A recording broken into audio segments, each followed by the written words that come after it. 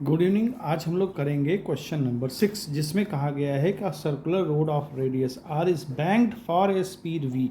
देखिए ध्यान से समझिए, फॉर ए स्पीड वी यानी कि 40 किलोमीटर पर आवर की स्पीड के लिए एक रोड को बैंक किया गया है। बैंक का मतलब ये है कि उसको टिल्ट किया गया है। तो मान लें कि ये रोड है हमारी, हॉरिजेंटल रोड तो ऐसे होती है, लेकिन हमने उसको बैंक कर दिया, यानी कि थोड़ा सा झुका दिया। अब झुकाने से क्या हुआ, यहाँ पर नॉर्मल फोर्स और वेट दोनों की डायरेक्शन अलग हो गई। अब ये mg है, तो इसका ये कंपोनेंट मान लीजिए थीटा एंगल से झुका हुआ है, तो थीटा यहाँ लगेगा, mg cos थीटा यहाँ लगेगा, और ये नॉर्मल फोर्स हो जाएगा। इसका mg जो है, इसका ये वाला कंपोनेंट mg cos थीटा हो गया। अच्छा, ये n का ये वाला कंपोनेंट n cos थीटा हो जाएगा, जो कि mg के इक्वल हो जाएगा। और ये कार का, चूँकि कार को ऐसे टर्न, भाई ये ऐसे रखा हुआ, ये ऐसे है बैंक है, कार को इधर टर्न लेना है, यानी एक रेडियस बनाता हुआ कार जो है इस डायरेक्शन में आपको मुड़ना पड़ेगा। यानी n का ये कंपोनेंट n साइन थीटा इसको सेंटीपिटल फोर्स देगा। तो यहाँ हम लिख सकते हैं कि n साइन थीटा हमें क्या देगा, सेंटीपिटल फोर्स, जो कि सर्कुलर पाथ में मुड़ने के लिए रिस्पांसिबल होगा। और इसके वेट को जो बैलेंस करेगा कार के, वो वेट को बैलेंस करने वाला mg n cos थीटा के इक्वल होगा। यहाँ दो इक्वेशंस हो गई। अब हम लोग देखते हैं पहला वाला क्वेश्चन में, पहले वाले क्वेश्चन में बोला है कि the car can not make a turn without skidding. कहता है कार जो है टर्न ले ही नहीं सकती बगैर फिसले हुए, बगैर स्किडिंग किए। तो ये तो गलत है, क्योंकि कार की स्पीड ही तय की गई है, ऐसा उसको बैंक किया गया है, ऐसा झुकाया गया है कि ताकि 40 किलोमीटर पर आवर की स्पीड से जा सके। तो पहला ऑप्शन आपका गलत हो गया। दूसरा कहता है कि if the car turns at the speed less than 40 it will slip down. हाँ, इस पर हम लोग ध्यान देते हैं, ये क्या कहना चाह रहा है। देखिए, स्पीड के लिए हमको ये n साइन थीटा से हम इसको देखेंगे।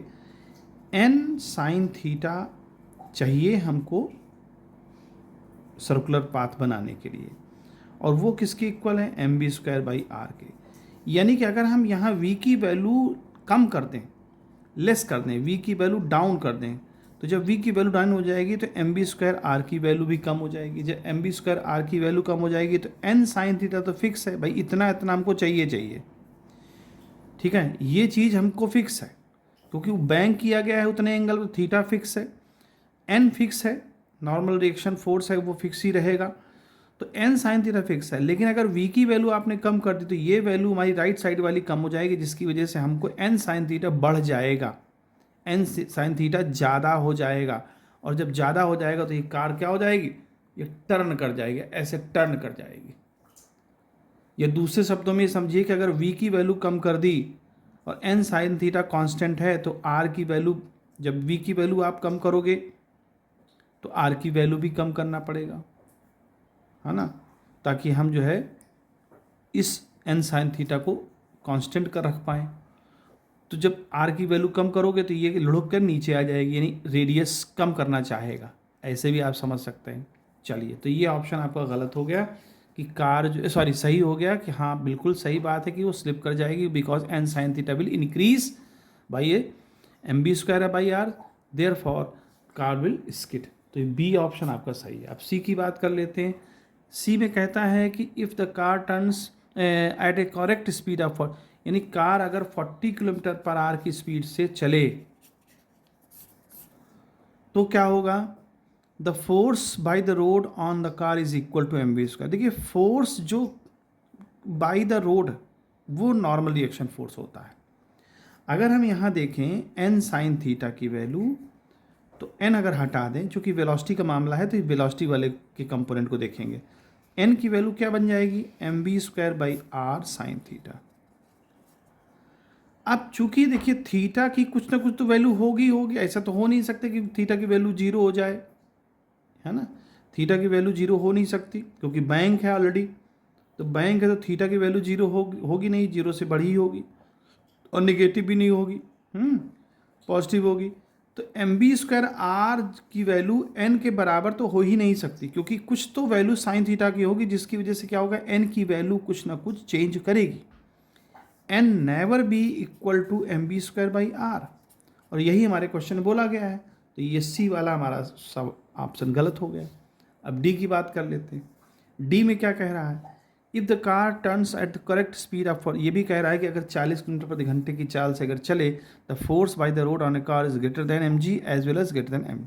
अच्छा, देखिए फोर्स कौन लगा रहा है, रोड कितना लगा रही है, नॉर्मल रिएक्शन फोर्स। तो नॉर्मल रिएक्शन फोर्स दोनों इक्वेशन से हम देखते हैं।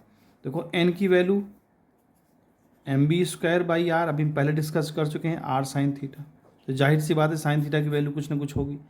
जब साइन थीटा की वैल्यू होगी कुछ ना कुछ, तो एम बी स्क्वायर आर के बराबर एन तो नहीं होगा, यानी एन से बढ़ेगा ही बढ़ेगा। एन जो है क्या होगा, greater than m b square by r होगा। पहले वाले इक्वेशन से आपको समझ में आ गया है।